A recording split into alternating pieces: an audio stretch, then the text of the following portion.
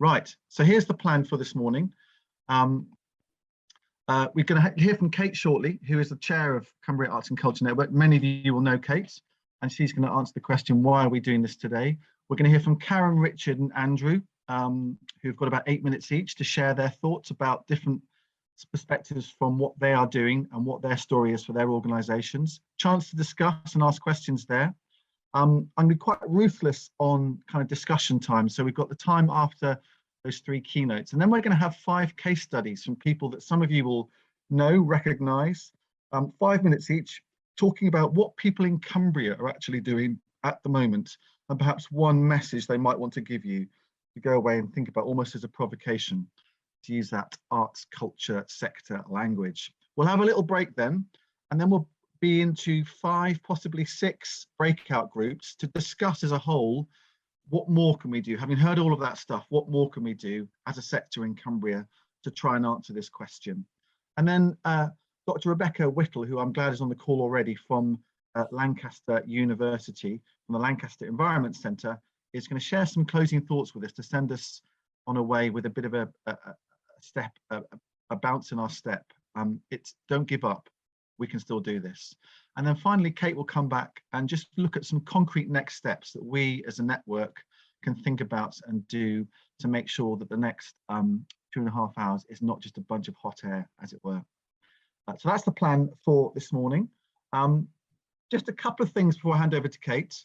I did a bit of a calculation this morning before the meeting. I looked at a thing which I'm going to tell you about in a second, and it came up with a figure of 1.011 tons of CO2. So that's a killer stat to start the day for you. And what that is I've looked at this meeting and I've thought, what would be happening if we'd met face to face and actually had to come together to have this meeting? So I based it on 50 people being at this meeting. There's actually a few more than that. An average of a 50-mile return journey for everybody, 25 miles each way. And I thought, because we're pretty good people, 1/3 of us would have been car sharing, 2/3 of us would have come on our own. We've all have driven compact cars, so none of us would have massive gas guzzlers. Half would have been diesel, half would have been petrol, and 2 of them would have been electric cars.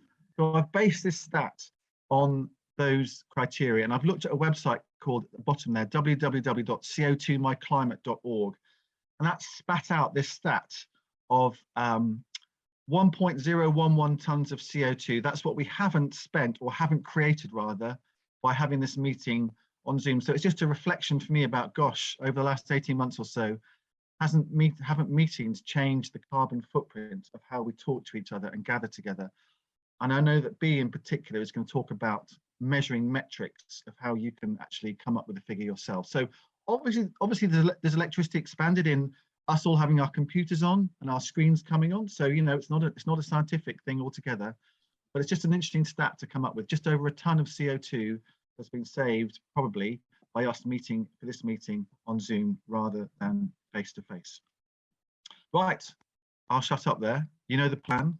I'm going to hand over to Kate, who is the chair of the Cumbria Arts and Culture Network. Kate Parry, over to you, Kate. Okay, good morning, everybody. And it's so nice to see this many people. Thank you. Yeah, I'm chair of Cumbria Arts and Culture Network. I have to say, I'm struggling with the background a little bit. So if I'm wriggling about a bit, I'm not used to it. And clearly nobody thought about the fact that redheads don't do mint green when they created it. But bear with us, we're trying to be smart. So yeah, Cumbria Arts and Culture Network. Tom, there's a slide, isn't there? We are here, we exist to connect, to empower, to champion and grow the culture sector in Cumbria. Oh, that's the one. That's what we do. And what could be more important right now than to use our voices, our venues, our creativity and our influence to drive decarbonisation. Recently, the steering group for Cumbria Arts and Culture Network took the decision that we would structure our quarterly meetings around the Arts Council's investment principles. Those are the principles that shape their 10-year strategy, Let's Create, and you'll hear more about that later. So there are 4 investment principles.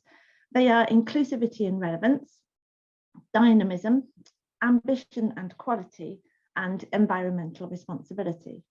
And that is where we start at today's quarterly meeting, because we are all in a position to act and to influence in one way or another. And we can all make a difference. So I'm not going to go on at any more length than that. We're starting here with environmental responsibility, and we'll take it from there. Thank you. Enjoy. Thank you, Kate. Right, so I thought we'd start off, but this is Cumbria after all, and yesterday is it called National Poetry Day? Is that the right thing? Thank you, Rob, for a thumbs up from there. So I thought, we're going to have to start off with a little bit of art for this meeting. So sit back and enjoy somebody who's in the meeting, Michael McGregor, who of course is the man in charge of Wordsworth Grasmere. He's got his head in his hands already. And this is a beautiful poem that he's going to introduce for us for this morning's meeting. Here he goes, Michael McGregor from Wordsworth Grasmere. The Tables Turned by William Wordsworth. Up, up, my friend, and quit your books, or surely you'll grow double. Up, up, my friend, and clear your looks. Why all this toil and trouble? The sun above the mountain's head, a freshening lustre mellow, through all the long green fields has spread his first sweet evening yellow. Books, 'tis a dull and endless strife. Come, hear the woodland linnet. How sweet his music! On my life, there's more of wisdom in it. And hark, how blithe the throstle sings.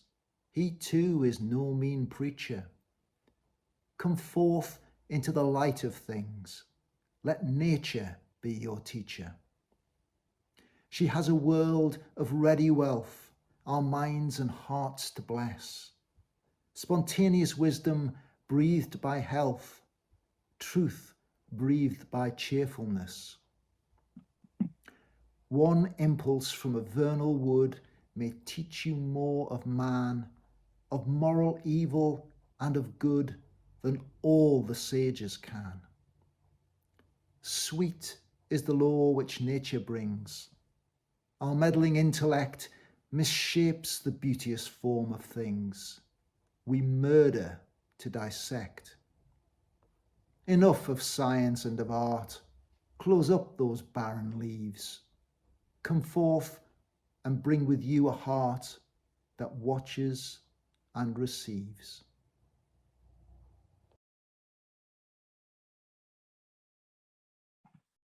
Thank you, Michael.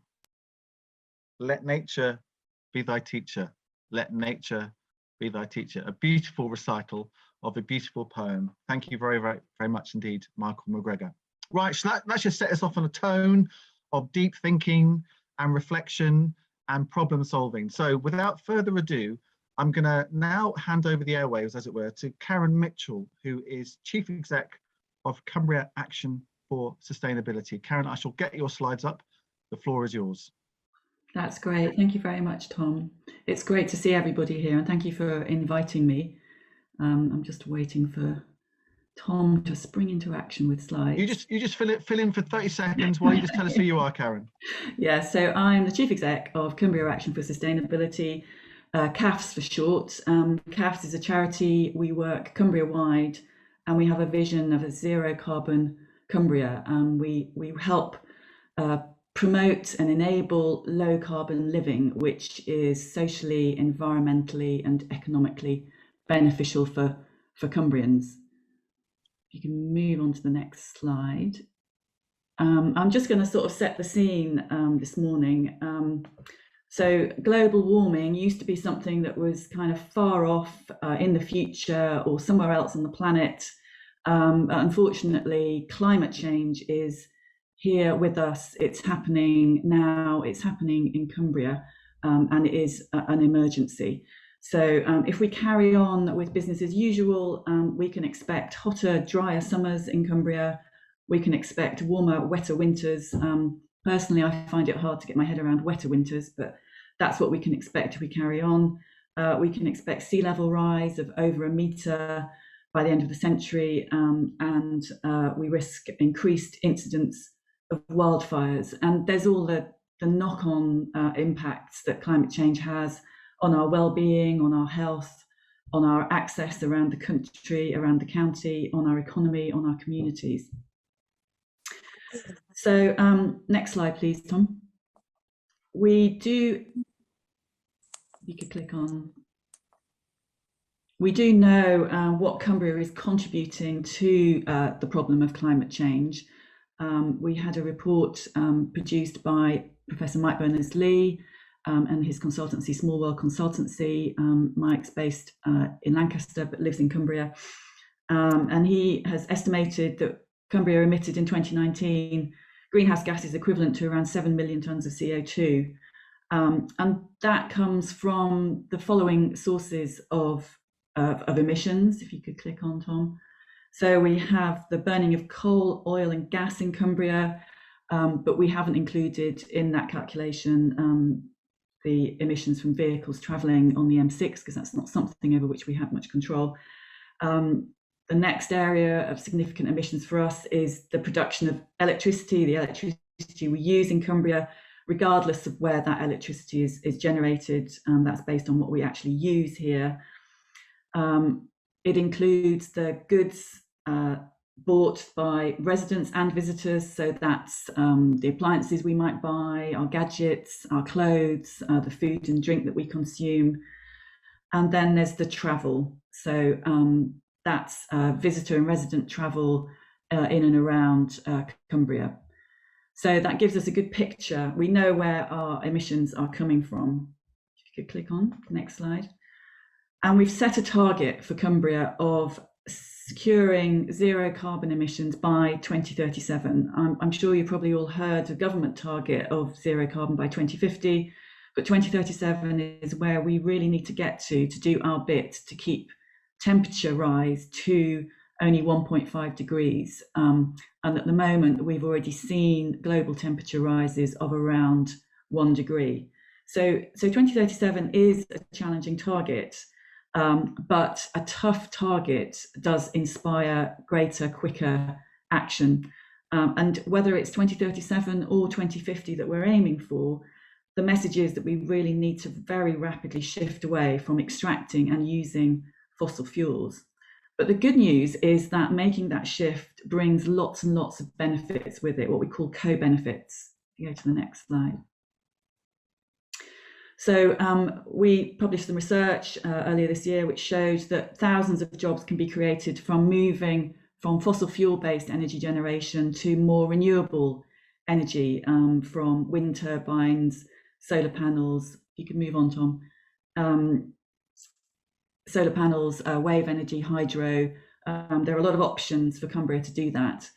Then there's making our houses more energy efficient, so that makes them better to live in, more dry, warmer and cheaper to heat, and also creates jobs from the process of retrofitting them.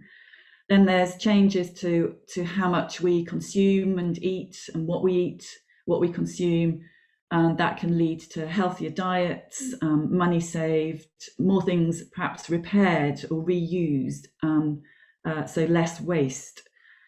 Driving and flying less means a shift to a more active forms of travel, with cycling, walking, more public transport, reducing air pollution, reducing congestion, increasing health, saving money. And also more public transport options helps to connect some of the really remote rural areas that we have in Cumbria. So there are lots and lots of benefits to making the transition from high carbon to low carbon.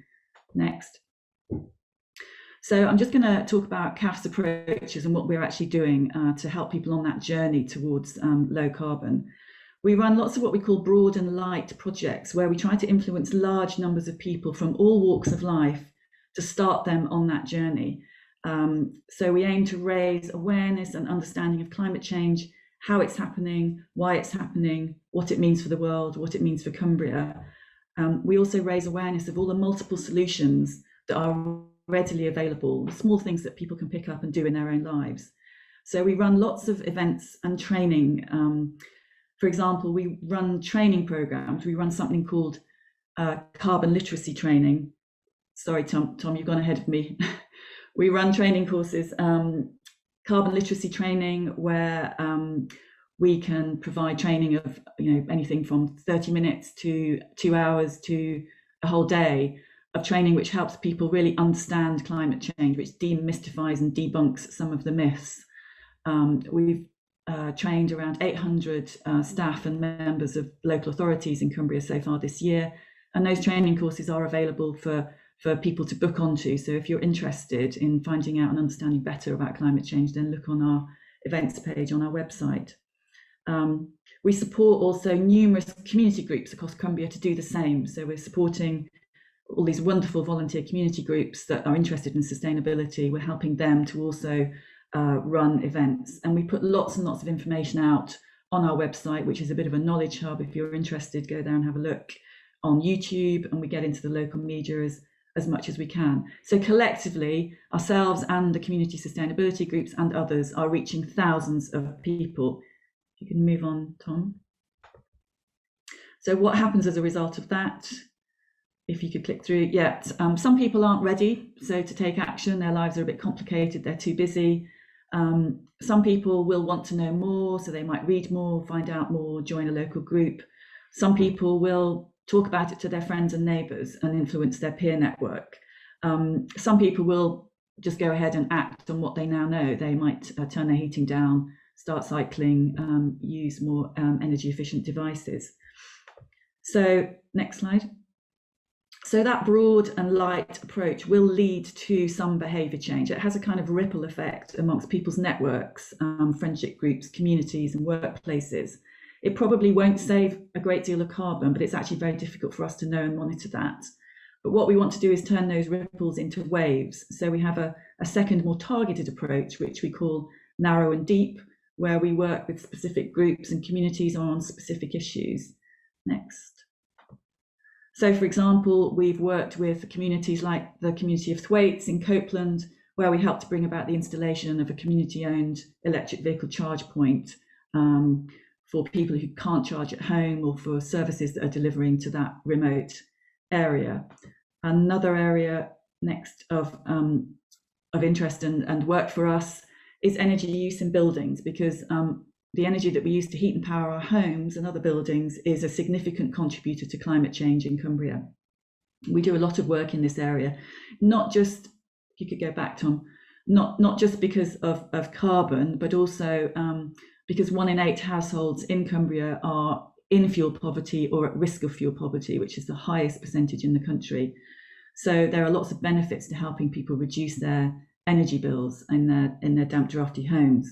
So we have a cold to cosy home scheme, which enables us to go into people's homes who are eligible, so people who are vulnerable and low income, and we're able to install draft proofing light bulbs, help them sort out their heating controls and other energy efficiency saving measures. We also provide a service for anybody who's interested in retrofitting, can phone us up and have 30 minutes free advice. So if you're interested or have questions, please do that. And if you want to go further, households can commission a home energy plan for us, which gives you a detailed report of the retrofitting you could do to your home. And if you want to pursue that even further, we can provide an advice service to help you through that process. Next. Another targeted sort of example of our work is the work we've done with Ambleside Action for a Future. We've helped that group take forward their interest in solar energy, and we've helped them to secure funding to scale up solar panel installation. We've also provided carbon footprint calculators for residents and businesses in Ambleside, which are available on our website and which anybody can use. So if you're interested in finding out your own carbon footprint, there is software available on our website for you to have a look at. Next. So we've got some waves going now. We've got broad awareness amongst large numbers of people. We've got several exemplary projects in more targeted places where action has been taken to reduce carbon emissions, and we have a sense of the scale of impact that those projects have on carbon. And we can showcase those activities and projects to other areas. We've worked with individuals, with households, with community groups and other organisations in a diverse range of projects, and we're putting lots of information out there through lots of different channels about the kinds of changes people can make to behaviours. Next slide. But the key kind of third part of our work and third approach is to ensure that all of that diverse activity across Cumbria adds up to more than the sum of its parts. We want and need to ensure that the actions of individuals and organisations actually has an impact on what we call the gatekeepers of carbon emissions in Cumbria. So those gatekeepers are the organisations and people that set out the plans and strategies which can make a big difference across Cumbria to our collective carbon emissions. So we create opportunities for the public interest and action through all of those activities I've mentioned to be shown, to be showcased to local authorities, to utilities companies, to business groups, to big businesses like Sellafield. Because when difficult decisions need to be taken that might affect people's lives, the politicians, the council officers, the business leaders, they all need to feel confident that there is public support and interest in those actions. Next slide.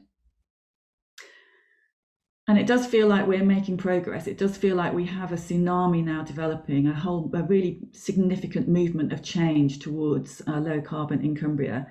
We have something now called the Zero Carbon Cumbria Partnership. Next. So ZCCP for short is a group of over 70 organisations, and it's growing all the time, which includes all the local authorities in Cumbria, the National Park, businesses, charities, the farming sector, schools and colleges, utilities companies, and a lot of the community sustainability groups. That Zero Carbon Cumbria Partnership is co-chaired by Cumbria Action for Sustainability and Cumbria County Council.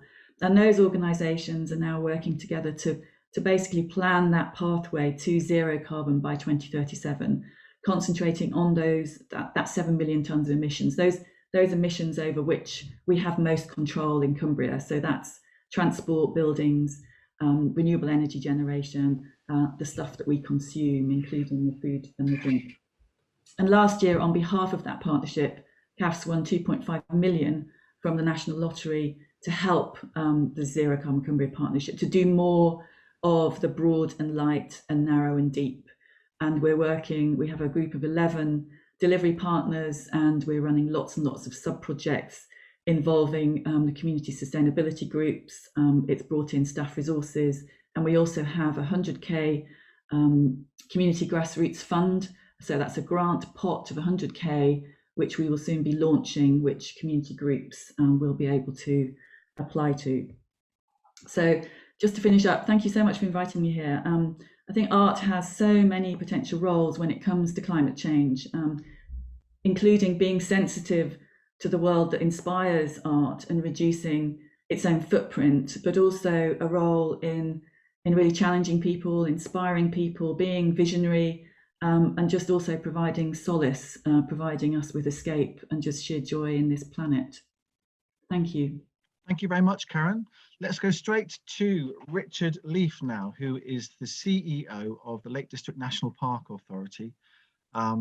Great to have you with us again, Richard.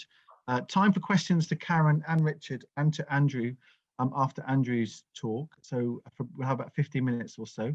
But Richard, over to you. I think you're probably somewhere in Kendal, something like that.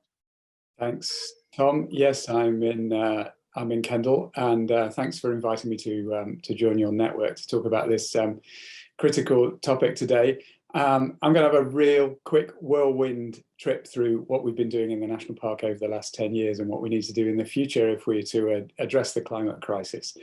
First off, as Karen has said, the National Park is already feeling the impacts of the changing climate, be that the Arctic alpine plants in the high fells trying to find their final refuges in a bit of safe climate space before they start to disappear altogether, or down to the bottom of the lakes, where some of our very special and charismatic species like the Arctic char that have been here since the last ice age face a difficult future as those lakes start to warm up, and that changes the oxygen conditions for them.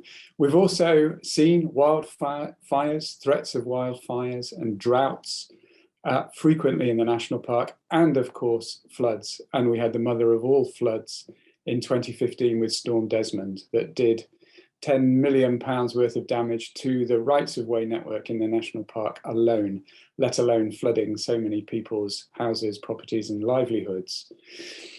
In the national park, we have been attempting to understand, count and reduce our carbon for 10 years now. So this is by no means a new subject for us. We've been attempting to deal with this as best we can with as much energy and finance as we could muster into this for a period of 10 years now. And over that time, we've seen some really significant achievements. So we've put back all of the Victorian hydropower infrastructure into the national park. In fact, we put it back and added more. Would you believe it had become decayed and obsolete over the years? We've put some small-scale wind power in, lots and lots of solar, and we've massively increased the rights of way around the national park. We've had the biggest increase in our rights of way for 50 years. Increasing the routes that people can use to walk and cycle on, and therefore being less dependent on the car. We have also increased hugely the use of the public transport system in the national park. And over that 10 years, we've seen a massive increase in the visitor numbers, many of whom have come by car, but we've encouraged them to use their car less whilst they've been in the national park. What does all that add up to? Well, the good news is it adds up to a reduction in our carbon over that period of time. The bad news is we haven't reduced it nearly as much as we wanted to over that period of time. We were aiming to take our carbon down by about 1% a year, which would be 1% of the 2% a year that was needed if we were to get to the old target of 80% reductions by 2050. We're now aiming for net zero by 2050. And to give you an idea of how much a step up that is, it's moving from a target of 1% a year, for which, by the way, we were failing to get there. We only achieved about 0.5% a year, or over the 10 years, just under 5% reductions in our carbon for the territory of the national park, measuring all those things that Karen talked about. If we're to reach net zero, as we must, we have to increase that 1% a year to 13% a year. And we've only been achieving 0.5%. So the step change we have to make to get to net zero is absolutely enormous.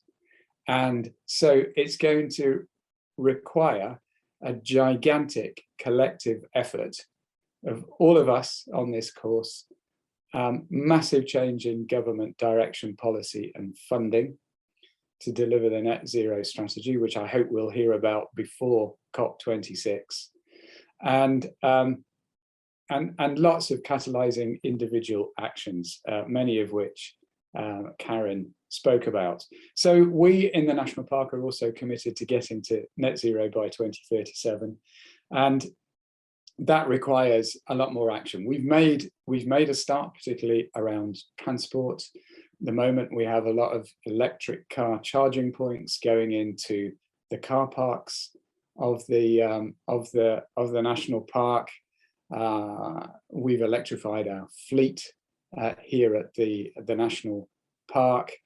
We are still increasing the amount of options for walking and cycling, new trails going around the southern basin of Windbeer and Derwentwater, for example, and a lot of new solar and new sources of heat going into some of our infrastructure. Just to mention a few things.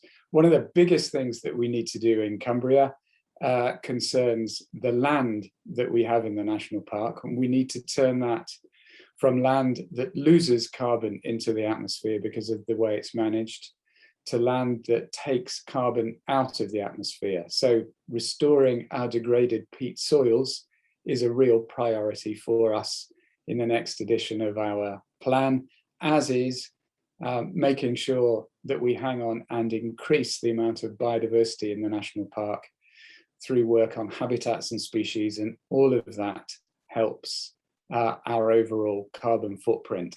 So a lot to be done to get to that 13% reductions a year that we need to see. What can the arts do to help with this? Well, I think two things really. Through your performance and your outreach and your general engagement with people, normalize taking action for climate change. Talk about it. Make people feel comfortable with the actions that they need to take through your work, the work that you do.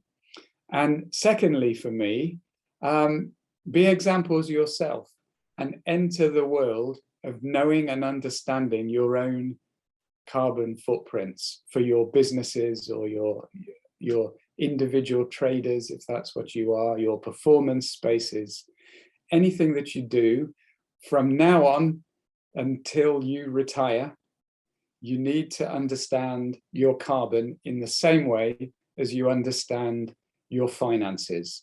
You know every year whether or not you're breaking even, whether or not you're managing to pay yourself.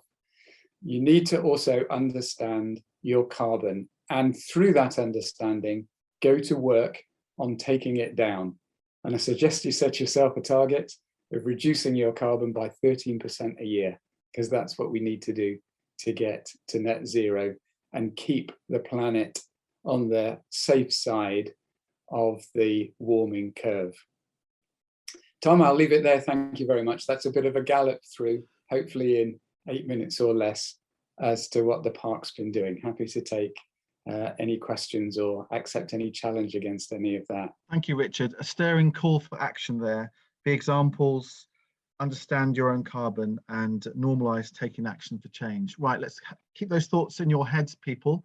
Come to questions once we've heard from Andrew Ellaby, who is the Senior Manager with Environmental Responsibility for Arts Council England. Andrew, I shall get your presentation ready and the floor is yours. Thank you. I've just started a stop clock because although I think I've not got a lot to say, I often end up saying way too much. So I'll just keep that in sight. So good morning, everyone, and thanks for inviting me. It really is a pleasure to be able to talk to you at the Cumbria Arts and Culture Network today. My name is Andrew Ellaby. I'm the Senior Manager for Environmental Responsibility at Arts Council England. Just as this is being recorded, I use the pronouns he and him. I'm a 40-year-old white male with a shaved head, short beard and blue eyes. Today I'm wearing a white top and behind me is a rather unattractive view of our Manchester office. I apologise I couldn't get the lovely green background to work on the browser today. So firstly, I just wanted to say thank you to Tom and Kate for putting the environmental responsibility investment principle first. It often comes last on the list, despite being potentially the most pressing of the 4 principles that we have. And also it's alphabetically second on the list, so I'm not sure why it often falls to the bottom when people are talking about it. I've been asked today to discuss the question, the art of saving the planet, with COP26 just weeks away. How can culture sector in Cumbria drive the low carbon transition we all need to see? And I'll be doing this slightly through the lens of the following questions. Where does environmental responsibility fit on the Arts Council's agenda? And what is Arts Council doing to encourage organisations and artists to work with greater environmental responsibility? If we could go to the next slide.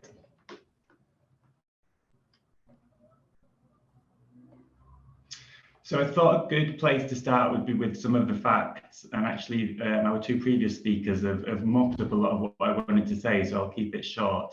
As Karen said, with a lot of passion and information, climate change is already with us, and we can't escape that without some really impactful thinking and some impactful actions. But what does that mean for arts and culture? Unlike the fashion and fuel and automobile industry sectors, arts and culture and the creative industries are not, and maybe surprisingly, one of the main contributors to the planet's carbon footprint. In fact, and this 1% figure comes from a survey or study done by MAST, which is the Manchester Arts Sustainability Team. So it's based on Manchester, but it's the closest I could get to Cumbria, I apologise. The creative industries account for less than 1% of the city's impact of Manchester and Greater Manchester.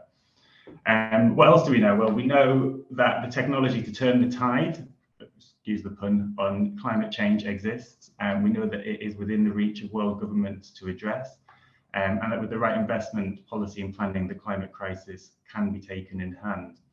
Obviously, that's quite a simplification, but it's not a stretch of the imagination. So if the arts and culture sector's carbon footprint is negligible, what is our role? Why should we care so much? And what is the power, influence and impact that we can hope to see? Next slide, please. So beyond our carbon footprint as a sector, which we definitely still should be addressing and levelling up our approaches to reducing, the arts and creative sectors have a unique voice, a unique reach and a unique ability to communicate. I like to say to change hearts and minds and to definitely lead the way in terms of best practice. We are often at the front of new and exciting innovations, ways of thinking, models of best practice. We're often anarchists, activists, and we are at the front of change and conversation. So on this slide is just 15 words that I jotted down really quickly within the space of a minute, things that the arts and cultural and creative industry sectors are brilliant at doing. I'm not going to run through them, but I think you would probably all agree that those are things that we excel at. So our biggest opportunity is actually to make an impact and influence, is hidden within the words on this slide, in the innate ability to adopt and embody environmental change, advocate, communicate and educate the people that we work with. Next slide. So this, I'm not going to read through it because there's nothing worse than somebody reading through a slide, but this is a brief history of Arts Council's commitment to environmental action, and specifically our partnership with Julie's Bicycle. And if you don't know who Julie's Bicycle are, I would urge you to go and look at their website, but they are one of the world's leading experts on culture's commitment and the possibilities around culture and climate change. Arts Council has been involved in climate action with our regularly funded, and as we now know them, national portfolio organisations for over 15 years. And we formalised this agreement in 2012 with a world-leading initiative that mandated environmental data submission and an action plan and policy from all of our funded organisations. It seems like a small intervention, but it's had a big ripple effect over that 10-year period. And both nationally and internationally, we've seen massive gains or reductions in the carbon footprint of the sector that we fund, and also massive financial savings and much more in terms of the leadership within the sector itself. We're definitely seen as a leader in this area, both as an organisation, but also as a whole cultural sector across the country. What Karen said about turning ripples into waves is an effect that we're kind of seeing right now. We're getting more and more interest internationally and more demand to be involved and to know about the Arts Council and Julie's Bicycle partnership and how we've managed to influence that change. But let me give you a bit more detail about that partnership itself, which is on the next slide. I've just picked out, the contract is extensive that we have with Julie's Bicycle, and just to give you some context, it's worth about £1.4 million over a 4-year period. These are just some of the key points that we work on and some of the key initiatives. So the Creative Green Tools is the system that we use to capture data from our NPOs. We deliver an annual environmental report and we provide one-on-one support to everybody that we fund. We deliver countless briefings, webinars and white papers, which are all available on Julie's Bicycle website. And there's additional content, large-scale events, which we're reviewing how those are managed actually. Sector programs such as Spotlight, Accelerator and Colour Green, which I would love to tell you more about, but I feel like my time is quickly running out. And they also deliver a lot of support to Arts Council in terms of our own policy direction and development. Next slide. So most recently, Arts Council has launched the investment principles, and one of the main things that we did was a small language change from environmental sustainability to responsibility. I was really keen on doing that when I took on the role of the Senior Manager for Environmental Responsibility in 2018, And the reason for doing that is that sustainability to me has too much embedded in it in terms of it's about finance and it's about keeping your doors open. And what we needed to do was get the message across that Arts Council no longer just wants you to save money, it wants you to save the planet in everything that you do. So that needs to be nose to tail business. It may be in the programming that you do, in the engagement, in the training, in the way that you lead a city, and your voice is heard in that way. So it was a small change, but also one that really represented a big step forward for Arts Council. And I mentioned the investment principle there, so if we just go to the next slide. And I'll be very quick. The investment principle just breaks down very simply as we want cultural organisations and individuals to lead the way in their approaches to environmental responsibility. There's an awful lot more that sits underneath this, and you can see it on our website and in our new 10-year delivery plan, which was released a little while ago. And I'm happy to pick up conversations with any of you at any time in more detail about that, or at the end of this presentation. But just to wrap up, the next slide is a small 30-second animation that just tells a very quick story about what we can achieve if we work together.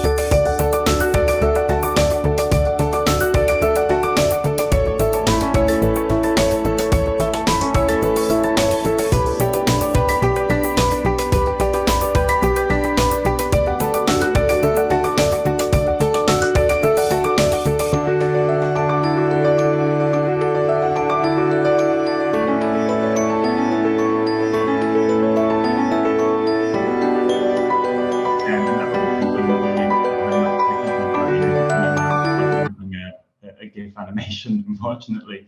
I did run over, I really apologise, and there's so much more that I would have liked to tell you specifically about the programmes that we run with our NPOs in the wider sector, but I'll hand back over to Tom and Kate. Great, thank you very much, Andrew. I love that animation, and it's a really good example, I think, of a visual animation that tells a story. So thank you to Andrew and to Richard and Karen. Right, we've got about 12 or 13 minutes now. If anybody wants to pick up and ask a question or comment, just try and keep it pithy and short, but there's been some good provocation there from Karen about what's going on in Cumbria, from Richard what's going on in the national park, and also the challenge, that 13% challenge. They're trying to go for 1% at the moment, they're achieving 0.5%. I hope I've got that right, Richard. And Andrew talking about Julie's bicycle and the forefront, environmental responsibility at the forefront of the Arts Council strategy. Does anyone want to pick up? Please use your hand visually, physically. I've got 3 screens to look at, or just press the electronic hand. Who wants to kick off?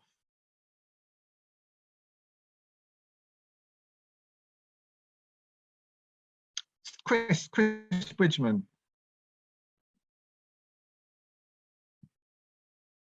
If you just want to come Sorry, there we go. Yes, you go. yes, ready to find that. That leap from 0.5% to 13% a year sounds quite terrifying, really. I was just wondering whether Richard or any of the other panelists have specific plans in place or broad ideas about how that might be achieved.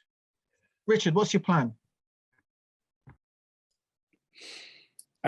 We have a plan in place to get there, but we've only got actions to get 20% of the way there. So we're short of actions for the remaining 80%. Over the next 5-year period, we do our plans in 5-year chunks in the national park. So there are things that we need to do that we are currently not doing now, to the tune of 80%, that we need to put in place to make it happen. And what are they? For me, they're an absolute shed load of domestic insulation, and it's a really terrible thing that the Green Homes grant scheme completely and utterly failed. I was just thinking we should be sitting here on this call, and as most of us are working from home, there should be at least 30% of us have got building work going on our house to retrofit heat pumps or solar panels, or do something to take the carbon out of our properties. And I bet nobody's got any of that going on at the moment. So there's a shed load of stuff to be done, particularly in the national park, around transport, around land management, and around businesses, and also around food and drink. The food and drink that we consume is an awful lot of our carbon, and we need to go to work on that. Thanks. Thank you, Richard. Henry, and then to Harriet and Rob. Yeah, I would just like to support what Karen said about, politicians need to feel, and decision makers basically need to feel public support. And I think that's an important area for art and culture, to create that hegemony, or, the frame of the Overton window, or whatever people want to call it, to help people, to help politicians have faith. Having had a recent conversation with local politicians, they seem quite cynical and afraid of giving any power to people, or conversing with people, or stating the truth about our situation for fear of not getting it elected. And it gets a little bit worse than that, because it's trying to find the link between what we can do ourselves and what is happening through corporations and law, and legal decisions that are getting made that confuse people, who quite rightly say, if I start recycling a bit more, why is the government given permission to drill more in the North Sea and bring more fossil fuels in it, for etc. And I think there's a role there to help people get to a point where they can understand what's happening on a bigger level and feel the right to protest, or to campaign, or to add their voices in different kinds of ways. I think art and culture can do a lot of that. Thank you, Henry. And obviously, at Sustainable Carlisle, you're trying to influence and persuade as much as you can, as well as do practical stuff. So thank you for those thoughts and reflections. Chance, by the way, to talk about this in slightly more intimate surroundings in breakout groups after 11 o'clock. Harriet and Rob, I think you had your hand up. Or should I say hands? Have they slipped away? Right, let's go to Kate. Kate, I think you wanted to say something. Yeah, I just wondered, Andrew, you said there were lots of other things that you wanted to say about, for example, programmes that Arts Council is funding. So I just wondered if you could tell people a little bit more about the Roots and Branches project, as it has local relevance. I can tell you very little about it, because yeah, we funded it through project grants. Roots and Branches is a museum-led project and it's based, I think it's led by Manchester Museums, and they're looking at reviewing policy for museums and setting new targets, and providing support and access for people to achieve more that work in museums, especially thinking about the sorts of buildings that they operate within. I believe they're also including money for commissioning new projects that respond to museums' collections. But if you're interested in that, I would type in Manchester Museums Roots and Branches, because they have a really great press release that explains it in much more detail than I can. Okay. I think it's maybe something Michael can fill us in a tiny bit more about later, when he has his 2.5 minutes to speak. But then I think that's something that we can is relevant locally, and we will hear more about in due course, including carbon literacy training. Anyway, more of that in due course. There's a question from Joe Riley in chat, Tom. Yes, Joe says, could Karen or someone else knowledgeable comment on Dave Vince's Ecotricity Save Our Boilers campaign, a call to move to residential green gas, not heat pumps, challenging current government policy? Karen, do you want to comment on that? Yeah, I must admit, I was really surprised and quite disappointed to see this campaign. It's quite misleading to suggest that there's a threat to people's gas boilers. It's kind of based on a sort of fear factor. Green hydrogen can be part of the mix. I think that's a little unproven at the moment. It would need quite a lot of upgrading to the existing gas structure to be able to utilise green hydrogen. And it has to be green hydrogen, which is made with renewable electricity, rather than blue hydrogen, which is made from burning fossil fuels. And air source heat pumps and other forms of low carbon heating are all part of the picture. So I don't like the way the campaign has kind of pitched green hydrogen against other forms of energy efficiency in homes. So yeah, I'm really disappointed to see that being backed by Delvin's. Okay, just a few more minutes. Thank you, Karen. Rosie, come off mute, Rosie. Hi. So I just want to talk about what I did with Sustainable Carlisle the other weekend, where we had the Big Green Week. And I was actually confronting fast fashion and mending clothes with the public.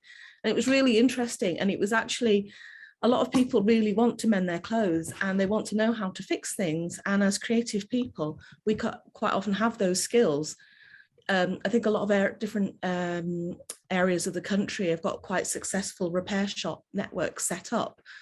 But I think there's a lot of desire for one in Cumbria, but it's not really, because it's so far been based entirely on volunteers. It's quite difficult for people to give over the time and resources for doing that. So I think that could be something quite interesting for the creative sector here to get behind. Just show people how to fix things for themselves, or rather than thinking about recycling, thinking about reusing, you know, what to do with stuff before it goes to landfill. And you know, especially with the fashion industry being such an enormous polluter.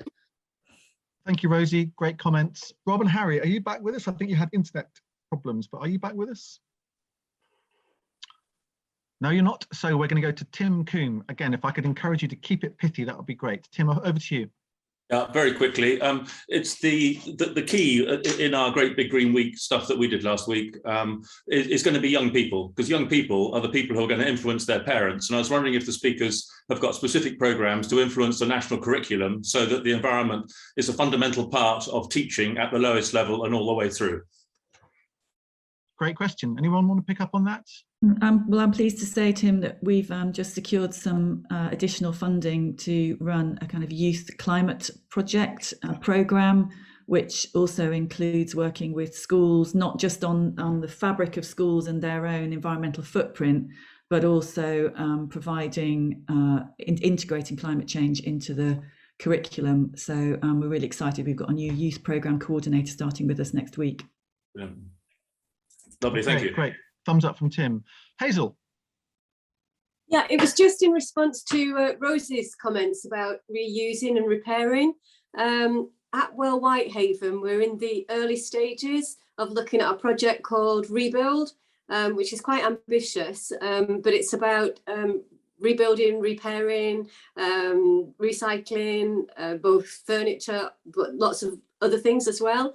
So it's just to watch this space, Rosie, because I couldn't agree more with you. And actually repairing clothes is now becoming incredibly trendy. I think it's Toast, one of the manufacturers, and they're now doing specially embroidered pieces, which are, you know, selling at huge prices, which kind of defeats the object in some way. But I think that this whole thing about reusing and repairing is fabulous, and men in sheds in lots of places are reusing and repairing as well. So I just wanted to let people know that we're at the early stages in Well Whitehaven of doing something quite ambitious on some of that. Thank you, Hazel. And Becky's just put Sewing Cafe in Lancaster. Sewing Cafe Lancaster are doing a great job here. Sorry, not Cumbria, but not so far away. Derek. Thank you. Just a very quick question. I put it in chat earlier. It's really aimed at Richard. What are the conflicts between making sure that houses within the Lake District National Park are as energy efficient as possible, and yet satisfying the rather pernickety demands of the planning authorities if you try to do anything to alter the nature of vernacular architecture, particularly when that's listed? Thank you. Yes, we are the planning authority for the national park. So we're both encouraging people to do this stuff and being pernickety at the same time. My view is you can have your cake and eat it in this respect, and we can hang on to our vernacular architecture, and we can make it much more energy efficient than it is now. And we have had a set of planning policies that are very facilitatory around renewable energy infrastructure on old properties, or conversions to get them to reduce their energy profile. There are some cracking examples of this in the Lake District of where these things have been done successfully, but it does cost money. So we need, the biggest thing we need is assistance through grant support for conversion and insulation and energy renewables going into old properties. And then the art of the possible with old buildings is just immense. Okay, great question, Derek. Thank you for that, and thank you for answering that, Richard. All right, we're just going to pause there with the questions and answers. Another chance to get involved in those after 11. I just wanted to play you a clip before we go into the Cumbrian case studies of what people are actually doing in Cumbria. Again, food for thought, perhaps, to inspire us to think about what we could do as a collective or individually to move this conversation along and to actually get some stuff done. So bear with me while I just share with you a clip, which is someone that you will probably have heard of. It's a guy called Professor Mike Berners-Lee, who I think, does he live in Kendal? Is that right? I think he does. He's certainly based in Cumbria, and he's a carbon footprint expert, of course. And actually, just before I share my screen properly, I'm just going to wave a book at you, which is obviously not going to work on the background that I've got because I'm so clever. But it's basically called How Bad Are Bananas? Can you see that book, How Bad Are Bananas? A great book that he wrote, The Carbon Footprint of Everything, Mike Berners-Lee. A great book that he wrote that's full of really wise, sage advice about what reality is of carbon footprint and how it works in the world around us. How bad really are bananas? Anyway, this is a clip of Mike that was on the Today programme probably a few weeks ago now, and him talking about some practical steps that you can take as far as this issue is concerned. So have a listen to this. One of the most important things that many of us can do is to exercise our voice in our workplaces. So we might start by asking searching questions about whether the organisation we're working for is doing what it can to push for the low carbon transition that we all need to see. So you might ask whether it has high quality carbon targets. If, for example, your company makes a product, you might ask whether that product is being made as sustainably as possible, whether it's being built to last, and whether it's being built in a way that can be repaired. If you go to school or university or you're a teacher, you might ask carefully whether that organisation is delivering the kind of educational experience that will enable the low carbon transition. If you work in hospitality, you might ask questions about what's on the menu and whether the most sustainable options are the ones that are also being made the most delicious and the most highly promoted. Anyone who has a pension scheme would do well to ask seriously whether the pension fund is investing in companies which support low carbon transition. So most of us have some kind of a voice in the workplace. And if we don't, then that's a separate big problem. But if we do, then it's critical that we use that voice to let our employers know that we care about climate, that it affects how we feel about our place of work, that we have expectations, and perhaps even that we have suggestions to make. Okay, some suggestions to make. So some practical advice there from Mike Berners-Lee. And by the way, if you haven't picked up on How Bad Are Bananas, it's a tremendous book, very dippable, innable as well. Okay, and what's that one, Henry? There is no plan B. I think your thumb is over the last bit, but I think it says there is no plan This B. is, Mike also wrote this, there is no planet B. Planet B, okay, great. Yes, which is done into sections, gives you all kinds of information about the very things that he's talking about there. It's Okay. probably quickly going out of date as we move forward, though. That's the problem, but it is quite recent. All right, both great books, as Kate says in chat there. Right, so let's just zip into some Cumbrian case studies then before we take a little bit of a break and then move into breakout groups. So the first one we're going to go to is, I think, Harriet and Rob. Are you back with us? I can't see on my screen, Harriet. Just say you're back if you're back. We're here. We're fine. We're here. Great. All right, so we're going to have these are 5-minute case studies. I've got some slides which I'll get up for you. Harriet and Rob, while I'm doing that, if you'd just like to introduce yourself to people that don't know you, and then we'll get the slides going. Hi, we're Harriet and Rob Fraser. We work as Somewhere Nowhere, and we have an environmental arts practice, and we live near Kendal, and our work is very much based around how we relate to land and bigger landscapes. So we've just put together a few slides and we're going to work through them. And yeah, we agree with everybody who's been saying that art really does have an important part to play in helping to drive change. And we just started this first one, which is love. You know, we got to love the places we're in. The fact that we love getting outside, the small things and the big things drives our work. And looking at low carbon transition isn't just about being concerned about data and science. I think that it's also about how you feel things. And I think the drive to change can be fueled by love as much as by anxiety. And of course, Richard spoke about land, and I think a big part of our work is considering landscape. You know, it's on our doorstep, it's much celebrated, much vaunted, maybe overloved in some cases. But of course, any landscape is made up of big mountain vistas like we've got here, but all the details that make up that space. So as well as carbon transition, we also consider ourselves being in a biodiversity crisis as well. And I think the two are very much entangled. It's not just about carbon, it's about other critters. Let's think of the other than human in this as well that are being taken along. Next slide, please, Tom. So yeah, alongside love, there is concern. A lot of you will have heard the much quoted phrase that David Attenborough used: no one will protect what they don't care about, and no one will care about what they have never experienced. So personally, in our own work, we do as much as we can to get out and feel and get to know the places that we're concerned about, but also to talk to other people who have expertise through lived experience or through academia. And as well as the small things that make up habitats and larger landscapes, it's all of these small voices that come together to help us understand what's going on. And I think art isn't about bringing together things and then simplifying them in putting its message out.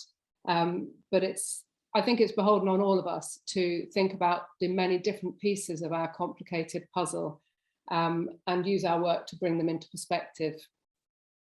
So yeah, it's about listening and being in touch. Next slide, Tom, please. And of course, the landscape is inspiring. It is inspirational. If you can get out there, if you can access the fells, the hills, the dales, the seaside, you know, it's a wonderful county to be in.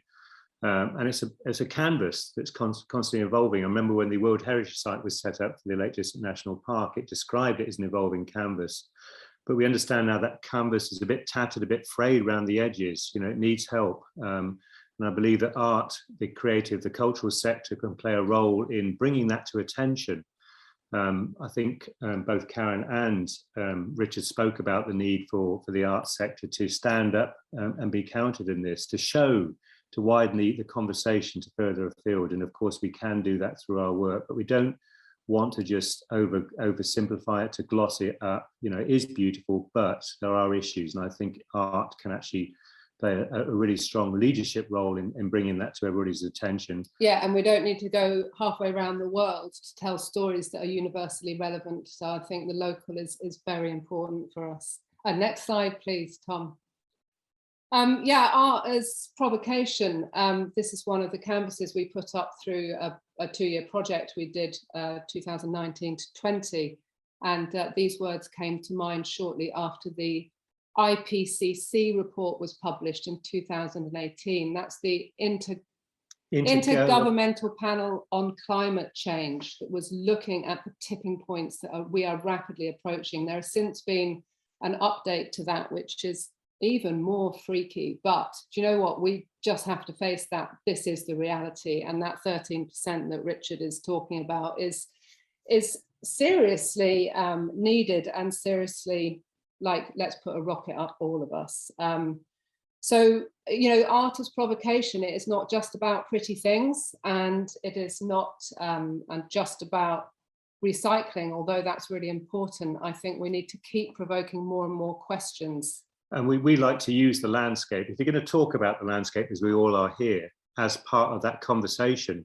You know, the land has a form of agency, good, bad, or indifferent. And I think by actually using the landscape that we've got on our doorstep as part of that conversation makes it far more real than just sitting around a room like we're doing now. Wherever possible, we would like to get outside and meet people in the outdoors. You know, if you're going to talk about landscape, place, what's going on there, then to have a real overview of that land, that place, I think just brings it more alive, and the conversations become a lot more apparent, and perhaps even more stark. When you're looking at what you haven't got, it's far more apparent when you're out there doing and it. Also what you have got, you know, we have a utopia of some sense here, even though that we are losing a lot, but land is often, and we try to bring it into the conversations through art. Next slide, please. Okay. One more slide, Tom, that's it. So yeah, Greta Thunberg said that nobody is too small to make a difference, and that is extremely true. But together we are much more powerful. And as artists, I think it's really good for us to collaborate as much as possible, but not just within our own echo chambers. We need to collaborate with other people who are similarly concerned. So that slide was the Place Collective, which we set up to collaborate with other people concerned about land management. And the one thought we're going to leave you with is these three things. How about that for a cheat? Don't lose sight of the wonder. You know, it's a wonderful planet. We are living in a version of utopia. Get informed. Other people have talked about that. Get knowledged up, get tooled up, get informationed up. And then get together, network, talk, share, spread those ripples, start making waves. And that's it. Thank you. Thank you, Harriet. Thank you, Rob. Provocative, beautiful slides, if I may say so as well. Right, Maddie Nicholson, who runs ArtGene in Barrow, is next. And Maddie, you've got some slides to show, which you're going to share yourself, I think. So over to you, Maddie. Yeah, hi, everybody. I'm just working out how to share screen, oddly. I'm not quite sure how to do it. So hold on, let me just have a bit of a go. Do you want me to get someone else first of all? Okay. There we go. I've got it. I think that's it. Okay, there we go. Can people see my screen? Yes. Yes, you can. Okay, let me just get rid of some bits and pieces. So five minutes, Maddie, off you go. Yeah, sure. Okay. Anyway, so hello everybody. Maddie Nicholson from ArtGene. I'm the artist founder director of ArtGene. This is our logo, obviously, but some text here that Stuart, who's the other artist founder director, said at one point, and I think is quite pertinent to the conversation that we've got now. Our whole environment can be a work of art, in theory at least, yet with nature, art, industry and people, as we all know, the true value lies beyond the aesthetic. I think quite a thoughtful phrase there. So what we do, so our research remit, revisioning the social, natural and built environment, really key, social, natural and built. Working with communities, artists, architects, everyone, social, natural and built. So the social, that's very much for us about mobilising and empowering people. Really key for me, that mobilising and empowering, working with communities to make change. And these are some images of projects that we did recently, which are around linking our landscapes and communities and looking at the extreme physical views that we have around the Furness Peninsula, but also there's extreme views that people have here. And Barrow's a great place for a lot of shouty people having conversations about stuff. So a really great exchange with grand table and a big feast, vegetarian food all made sort of by myself as part of the event, and lots of speakers. But other things that we do are, one of the projects is Allotment Soup, which is a long-term project called, we focus on food, futures and biodiversity. It's on Walney Island. This is how it started off, a bit of a mud bath, but great fun. We work with a lot with partners on this project. So University of Cumbria, looking at the species restoration there, so we're growing on plants that are planted out to help develop biodiversity. And also Natural England, also looking at the Arctic alpines, which we've heard a bit about, which hold the water and send water high up. So we grow on and plant out these for these different groups. And then we're also doing a set of artist residencies in the lead up to COP26, which will all be around food futures and biodiversity. And I think it's the 13th of November, and we'll be having a big sort of public event, sort of speakers, etc., and a showing of all that work. So please do come along. We'll send stuff out there to people.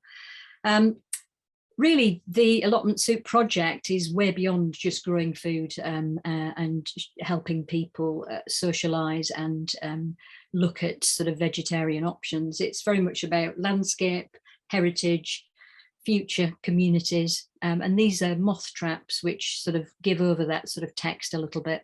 People, species, and habitats, and that's a really key push for us. It's way beyond the growing of food, really. So I'm not sure if people can see the top of my screen here. I don't seem to be able to, but anyway, it says on the top there, the natural, which is the other part of what we deliver. And the key thing for us there is that places are never one thing. And I think when we're addressing stuff to do with climate change or creating work, we need to really consider that. And this is a nature reserve on North Walney, which is also a First World War training camp. This is a gun range with an artwork we've developed on it. But it's also not only a nature reserve, but it's a town dump. And I think considering all those things together, you get a very mixed picture of how you need to develop places, what we need to do in the world. Things are very complex is ultimately what I'm saying. But the built, third part of what we look at is, these are hides on South Walney, and what we're really keen to do is try and create a culture of invention and imagination, embracing risk and looking for change and opportunity really throughout the work that we do. Project that we did now, which I think is about 8 years ago, these are Roker off-grid pods. So Roker is over in Sunderland, and we were asked to look at developing the seafront there. And we came up with 3 pods, which are structures to be used in different ways around the coast. And they're made of steam bent oak, but they have wind turbines on the top, that's those small paddles, and solar panels on the top, and small wind turbine, which is the sort of the little wee bit at the top, and they feed battery packs under the floor in the 30 seconds, Maddie, 30 seconds. Okay, bottom of the structures. And really that's very much about embracing technology. It says it there. Okay, and understanding the power of humour in communicating complex and serious concerns or ideas. I think that's really key, because this is heavy stuff we're dealing with here. So just to tell you what we've done recently, we did a very large think tank, which was a long-running conversation which we've been having with people, this place and our environment and climate change. That brought about the work that we're delivering now, which is Real Barrow, No More Hot Air, which has these 6 projects. And one of them is a grant programme, which is down there on the right. And Joe Riley, who has been talking already, is our grants manager, so the small grants to be given out.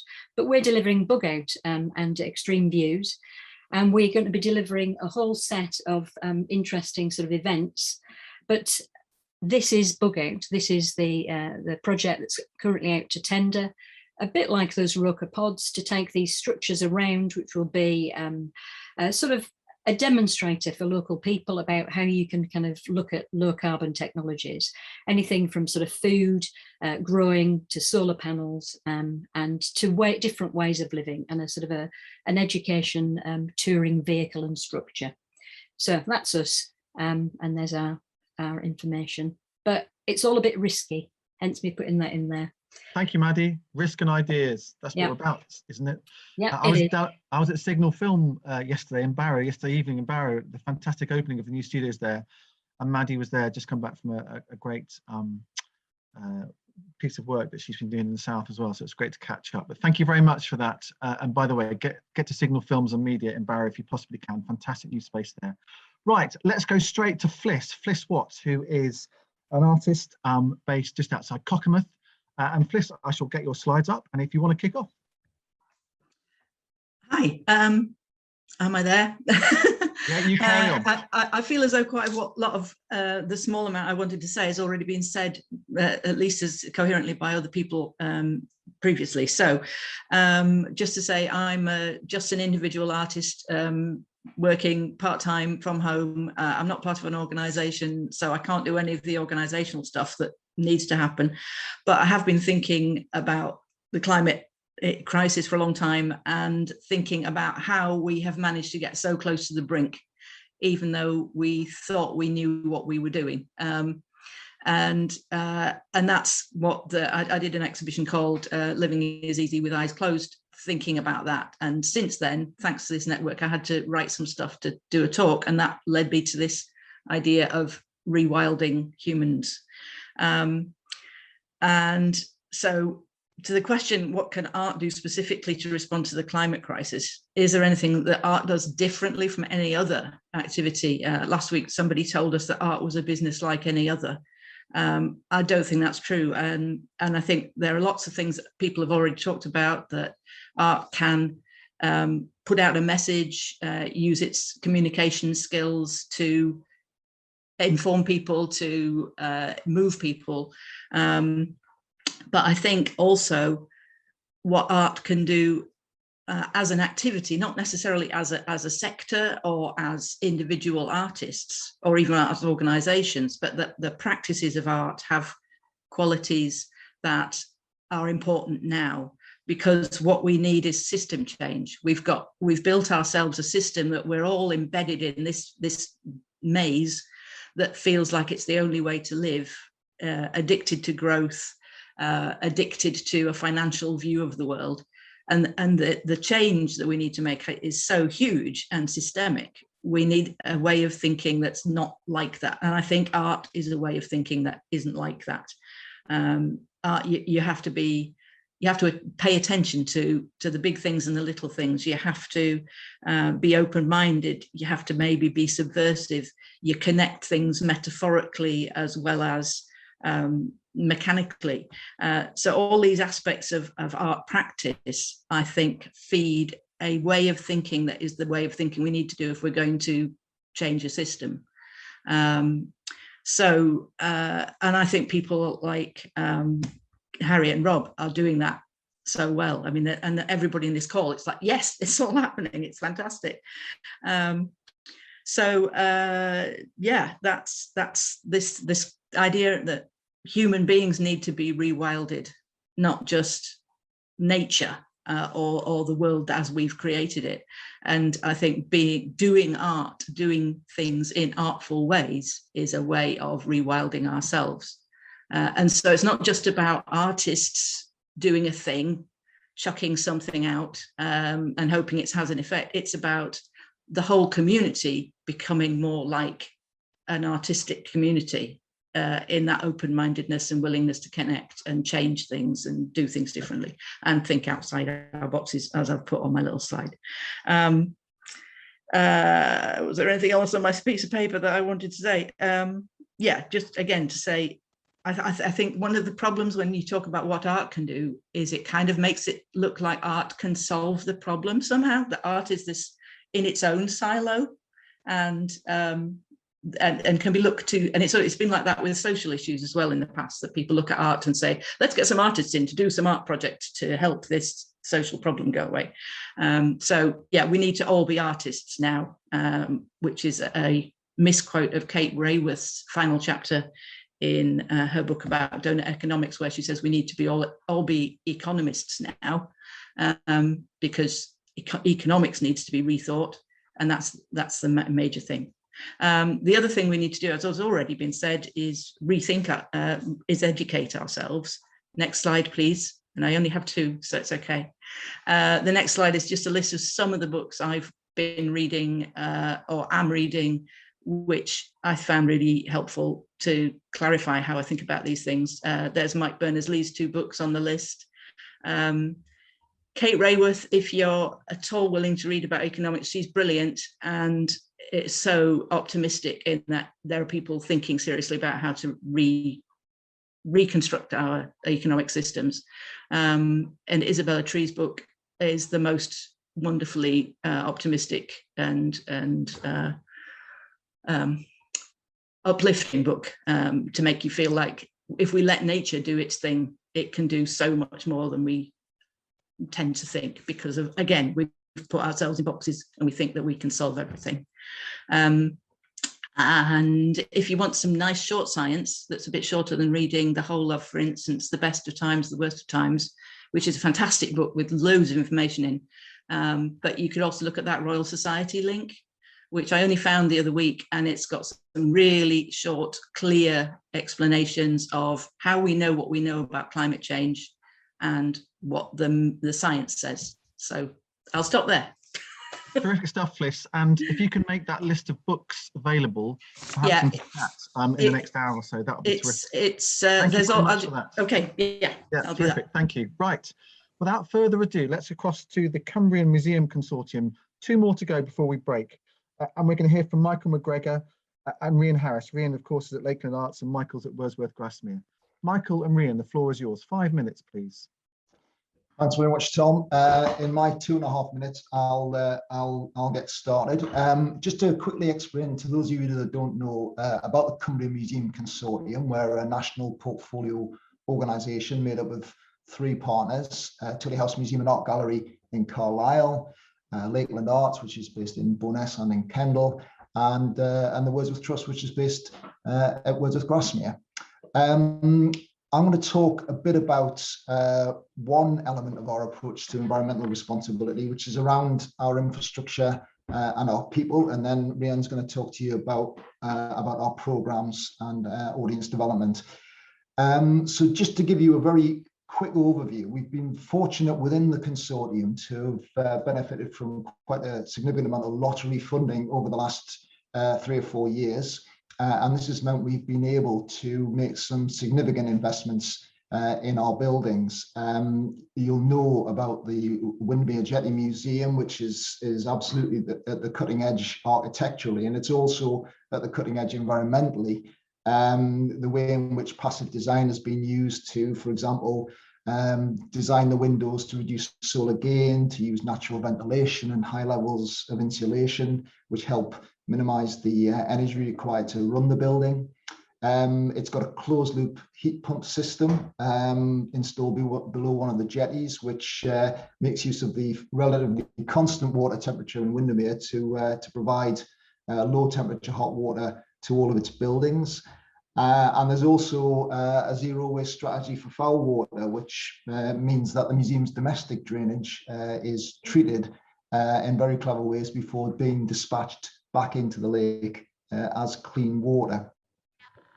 At Wordsworth Grasmere, we just completed reimagining Wordsworth, and that's an opportunity for us to invest across our public buildings, principally Dove Cottage and the museum. And we've taken that opportunity to upgrade our boilers, roof insulation, lighting, heating and cooling systems.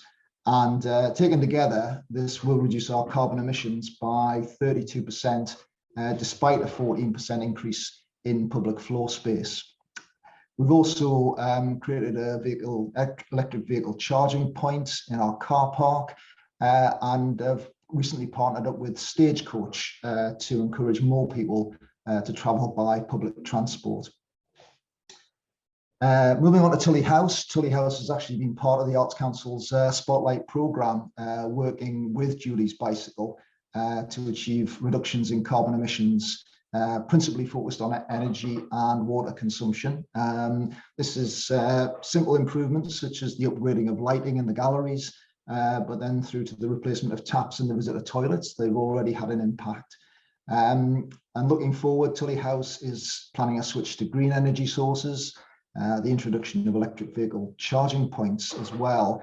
And they have a planned major capital development, Project Tully, which will offer significant opportunities to further reduce the impact of their buildings on the environment. We've also been looking at environmental responsibility in terms of our people, and the Roots and Branches project has already been mentioned. So this collaboration between the Carbon Literacy Project, Museum Development England and Manchester Museum. This builds on work that we've already done across the CMC since 2017, actually, with the Carbon Literacy Project to train our staff in carbon literacy, and ideas from the sessions that we've already held as a result of that have fed directly into the environmental action plans that each organisation has. That's a very quick gallop through. I'll now hand over to Rian. I'll be brief because I can see we're nearly out of time. So thank you, Michael, indeed, for commenting on how we've been designing sustainability into capital projects and into our organisational infrastructure. This has been mentioned, I think, by everybody this morning, but I genuinely believe, and I think the CMC believes, that we've really got a unique role as creative practitioners and cultural organisations to raise awareness about environmental sustainability. And it's particularly important because we're based in an area of outstanding natural beauty, and much of our work, across a lot of that's been mentioned this morning, is really concerned with people's relationship with the land and the landscape.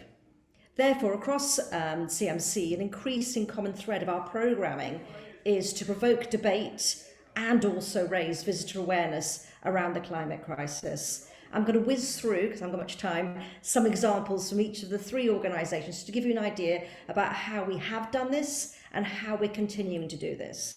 So I'm going to start with Wordsworth. Wordsworth Grasmere have produced their first environmental policy statement, which has been inspired by the writings of William and Dorothy Wordsworth, which will inform their future programming. And working with West Cumbria Carers Writing Group and Northern Fells Community Group, they're working on an exhibition exploring themes of the natural world, human impact and climate emergency, and this exhibition will be in Wordsworth Grasmere's Community Gallery and will coincide with COP26. Moving on to Tully House, environmental responsibility is starting to feature really heavily in Tully's Onward programme and is the inspiration behind a new display in the Wildlife Dome, which is a temporary installation planned for COP26, and a major summer 2022 exhibition, which is called Once Upon a Planet, which will use Tully's designated natural science collections to increase climate awareness. And for all three of us, and I know Tully has particularly mentioned this, we're all trying to reuse and use recyclable materials in all our interpretation materials. When you put on a temporary exhibition, there has in the past been an awful lot of waste. And I think all of us collectively as organisations are trying to ensure we really, there is minimal waste and we're eliminating single-use plastics in all our work. So we're really trying to do this. We've been on this journey, I think, for a couple of years. So just to make that point. Very briefly at Lakeland Arts, we held a major exhibition in 2019 in Abbott Hall, which was called Ruskin Turner and the Storm Cloud. And it explored the relationship between, obviously, impacted by these two artists, about the environment and mental health. And it particularly examined Ruskin's experience of close looking. I mean, God, he was doing it, a century ago. What a forward-thinking pioneer, looking at weather patterns of mountains. We commissioned as part of their exhibition a contemporary artist called Emma Stibbons, who actually went in, she retraced Ruskin's footsteps and drew and photographed the glaciers around Mont Blanc. And through huge, I don't know if you came to see the exhibition, powerful large-scale ink drawings, she reflected the impact of climate change on the alpine landscape. And so that was we had a huge amount of positive response. It was nationally reviewed, etc. So again, okay, Rian. Sorry, just are you almost done? Sorry, just watching the clock. Yeah, I've got one more example. Sorry, I only had I'll just finish one more example. Yeah, okay. And just to say, this year, if you haven't been to see it already, we've got a family-friendly immersive experience at Windbeer Jetty Museum, which is a finalist for the Sterling Prize. So give us a think about us next Thursday. Sorry, quick plug. Which is created in collaboration with the Knotted Project, who are a young theatre company based in Kendal, and it has a powerful underlying environmental message.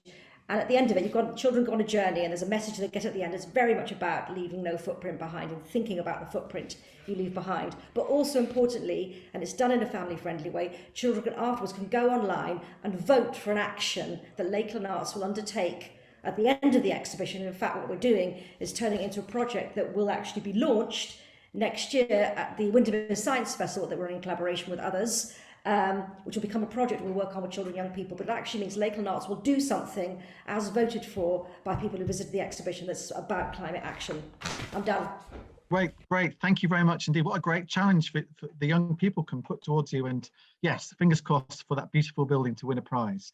So finally, before we take a break, we're going to hear from B. Udell Smith, who was part of Pigfoot Theatre, who came to Theatre by the Lake recently and have a very interesting approach to the way they work. So B, introduce yourself, crack on, and I'll get your presentation up. Amazing. Thank you so much, Tom. So hi, my name is B. Udell Smith. I'm part of Pigfoot Theatre. I use the pronoun she, her, and as an audio description, I have white skin, bright purple hair, and I'm wearing a black top. Before I start, I just wanted to say it is such a pleasure to be here today. Thank you so much for having me as part of this conversation, especially as we aren't based in Cumbria. I hope you don't mind, Tom, but in provocation to your amazing fact at the start, and Derek and Jill's question in the chat, I quickly calculated how much carbon emissions this Zoom is producing, which is teeny. So I'm posting that in the chat now. So Pigfoot is the UK's first explicitly carbon neutral theatre company. We don't have a permanent home. We create touring theatre and workshops about the climate crisis, often made for and with young people. And we recently had the huge pleasure of, as Tom said, performing at Theatre by the Lake as part of English Touring Theatre's trailer story. So we generate our own energy live during performance. The picture you can see here is from an R&D of our new show, Hot in Here, a carbon neutral dance party about climate justice. The wind tiles you can see are prototypes for an energy harvesting dance floor, which converts the kinetic energy of performers' footsteps into electricity, which powers the lights you can see. Next slide, please, Tom. This is a photo from a performance in Keswick over the summer of our family comedy, How to Save a Rock, about how to still have hope in the face of climate change. You can see in this show, we use a bicycle which our actors cycle during the performance, again converting kinetic energy into electricity. But there are some carbon emissions that we haven't yet learned how to avoid. Next slide, please, Tom. So this is a bar chart of our remaining carbon impact from May 2020 to May 2021, which we shared publicly across our social media and website. As you can see, transport and purchases account for most of our emissions. Next slide, please, Tom. Thanks so much. To run through this quickly, the carbon emissions of each item are in the right-handmost column. The central column gives you a breakdown of more details, so hours on a laptop, miles on a bus, etc. We mostly travel by train. We actually traveled nearly 4,000 miles, which was 8 times more than our transport by car, but our train carbon emissions were only 1.5 times our carbon emissions from car journeys, obviously showing the huge positive impact of transitioning to public transport. We also calculated our digital carbon footprint. That's included under energy use. This meant recording how many hours we spent on laptops, how many hours of video calls we took, and the number of participants, how many emails we sent, etc. Because our shows were streamed, we didn't have any emissions from audience transport, but it's usually the biggest cost we've got. So audience travel has been chosen to produce 41% of theatre emissions in London and 78% of the carbon footprint of shows which tour regionally. Obviously that's theatre specific, but we can imagine that there's this kind of similar dynamic going on with other arts. And finally, our largest cost last year was first-hand purchases. We buy all our production materials second-hand, but there are some things that we have to buy first-hand, so rehearsal snacks and technical components for the build of our energy generating tech. So now we've calculated our impact, we can identify where we still produce emissions and can target reduction in those areas next year. So for example, our technology could save us tons of carbon emissions in its lifetime, but because of the carbon impact of buying materials firsthand, we won't be making any more after our dance floor, even if that means only working in buildings with renewable energy suppliers as we upscale our work. A fantastic tool to record your impact is Julie's Bicycle's incredible creative green tools, which Andrew mentioned earlier, but these are more targeted at venues. So as we're a company without a physical home, we record and calculate our emissions by hand. So if anyone's interested, I could share my template spreadsheet for doing so. Final slide, please, Tom. So much like what Richard encouraged us earlier, the key suggestion I'd like to share today is the importance of monitoring your carbon impact and publicly sharing your findings in order to encourage other artists and organisations to do the same, even if you are just one artist by yourself or a small company like we are. Many organisations do already calculate their impact but don't share it. I've heard many people say we will share it in the future once we're doing more, but as we've heard today, the need for a low carbon transition is urgent, and by sharing your impact today, what you're doing is encouraging others to start monitoring and reducing their own, publicising the sustainable methods you already have in place, and holding yourself accountable to reducing your remaining impact. So definitely worth doing. There's more on how we calculated our impact and methods to create sustainable theatre on our website. So those are the top 2 links. And then there's a few more links about digital carbon impact if you want to screenshot this page. So Julie's Bicycles report, some information on how to reduce the carbon footprint of your website. And finally, since May, an incredible consortium called the Networked Condition have posted a very easy to use tool targeted at artists to calculate the digital carbon footprint of your work, and I very much recommend checking that out, especially if you're making digital projects at the moment. Thanks so much, Tom. Wow, I just want to take a breath. I don't know how you did that. It was amazing, B. Thank you for, and what a fan, metrics, data, that's how we can get a baseline and we can see whether we're getting better or worse. All these numbers, I think, really matter when it comes to this conversation. Thank you very much. Thank you very much to everybody who's given us their case studies in Cumbria of what is already going on. Right, we're going to pause now and we're going to join 5 breakout groups. Kate's going to explain how that's going to work. We're going to have about 25 minutes, perhaps 20-25 minutes for a slightly more intimate discussion. Again, Kate will set the question, and I would encourage breakout leaders to perhaps just let people have a couple of minutes at the start just to go and refresh their glasses or whatever. But Kate, do you want to explain what's going to happen now? Yes, so there are going to be 6 groups. After your little break, you're going to discuss what more can we do, basically. What more can we do in what we're doing across the culture sector to drive down our carbon? I was chairing a group, and I think there were 5 other groups as well. I hope everybody felt they had a chance to say something and was listened to as well. And I found that really interesting. Right. Kate, are you back? Yes, you are. I know you were chairing a group as well. Do you want to go through the chair? We've got about 2 minutes each to summarise. We're not trying to solve the world's problems in this. We're just trying to pull almost random thoughts together, and then we will spend time in days and weeks ahead working out what we can do with those and how they might be able to come together and how we as a network could influence this debate. So Kate, do you want to host? You just keep talking whilst I work it out. All right, okay. Shall I kick off with mine? Would that be easy? It's fine. I'll go. Right, so thank you. We had a really good discussion, short, but I think we were pretty much on the same page. So here we go. Ours was about creating more communities to allow people to share their experience, their case studies, their learning, whether that is through events in our venues and with what artists that we work with. B had an idea for a sort of nationwide digital network that enables people and organisations to share what they're doing, because as somebody in our group said, this is not competitive. In many ways we are competing for funding, but this is not competitive. This is about being collaborative. We need to change the terminology. We wanted to shift away from making people feel guilty, but actually towards something much more proactive. So we wanted to find a way for a linguistic shift. We wanted to encourage more accountability for organisations and a more positive way of putting across when people are making progress. And we wanted to get better at using what we do as creative organisations to explain alternative worlds, to describe what's possible, and to use what we do to change the political systems. So, yeah, I think that's it. Right, do you want to choose someone else to go after you? Oh, yeah, Rian. Hi there. We had a really useful discussion too, and people, sorry, my dog's going crazy again, and people were really succinct and clear in their responses. It was fantastic in my group. I think we share some of the things you were saying, Kate. There was a sort of a sense of sharing, being collaborative, breaking things down, making things simpler, simplifying things and normalizing these environmental issues in the sense of how we might all collectively communicate them. and actually, leading by example, whether it's an organisation or as an individual, and being vocal about all that we do, whether it's just recycling, using recycled materials or using public transport. How do we find a forum where we can be more vocal about the kind of simple things? I think that was helpful. But how do we break down all the sort of the data and make that simple and work for people? And can we do that collectively together?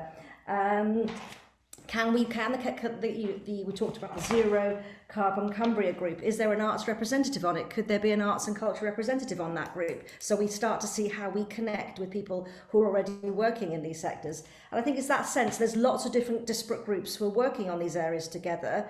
How do we bring them together? Do we set a Facebook group? And they may be linked to culture, they may be linked to other issues, but are there ways that across Cumbria we can work more collaboratively and collectively? I think that's really important. We're stronger in numbers. Okay. We just talked about quickly, could this network and CAFS do something collaboratively? And I'm just going to end with Derek's 3 words. He said these are the 3 words we need to leave you all with, is to entertain, educate and enable. And that's what we need to do about trying to ensure that we can drive down our carbon emissions in Cumbria.